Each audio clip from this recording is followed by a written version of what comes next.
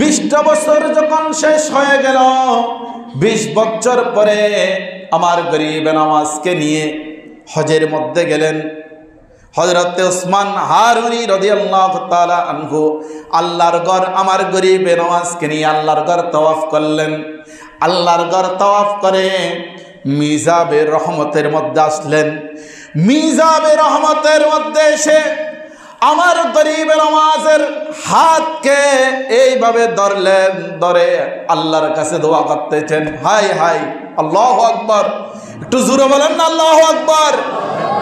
আল্লাহর কাছে দোয়া করতেছেন, আল্লাহ আমাকে তুমি এই তুহফা দিয়েছ, আল্লাহ তুমি আমাকে এই নিয়ামত দিয়েছ, এই মঈনুদ্দিনকে আল্লাহ আমি তোমার দরবারের মধ্যে সুফর্দ করতেছি। আল্লাহ তুমি আমার এই মঈনুদ্দিনকে কবুল করে নাও।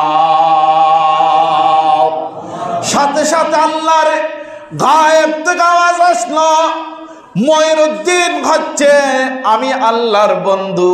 উচ্চ আওয়াজ দিয়ে বলেন না সুবহানাল্লাহ, আল্লাহু আকবার, আল্লাহু আকবার। আল্লাহর গায়েব থেকে আওয়াজ আসলো, মঈনুদ্দিন হচ্ছে আমার বন্ধু, আমি রব্বুল আলামিন কুদরতের হাতে আমার মঈনুদ্দিনকে কবুল করে নিলাম। সুবহানাল্লাহ। এরপরে হারামাইনে শরীফাইনের জিয়ারত শেষ করে আমার গরিব নওয়াজকে নিয়ে আমার রসুলের দরবারের মধ্যে আসলেন, মদিনায়ে তৈয়বার মধ্যে আসলেন। এসে আমার রসুলের দরবারের মধ্যে সালামি পেশ করলেন। সালাম পেশ করার পরে আমার গরিব নওয়াজকে আল্লাহ নবীর দরবারের মধ্যে সুফর্দ করে দিচ্ছেন। ইয়া রাসূলুল্লাহ, ইয়া হাবিবাল্লাহ, আমার মঈনুদ্দিন 20 বছর পর্যন্ত আমার সাথে ছিল। আল্লাহ আমার জাহিরি বাতিনি যত এলম ছিল, আল্লাহ যত আমাকে নিয়ামত দিয়েছেন, আমি সমস্ত নিয়ামত গরিবে নওয়াজকে দিয়ে দিয়েছি। উচ্চ আওয়াজ দিয়ে বলেন না সুবহানাল্লাহ।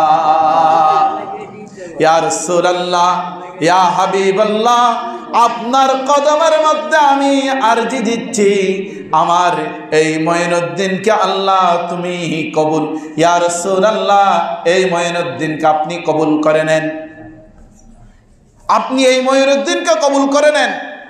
তখন আমার ওসমান হারুনি রাদিয়াল্লাহু তাআলা আনহু গরিব নওয়াজকে বললেন যে আমার রসুলকে তুমি একটু সালাম দাও। আমার গরিব নওয়াজ সালাম দিচ্ছেন।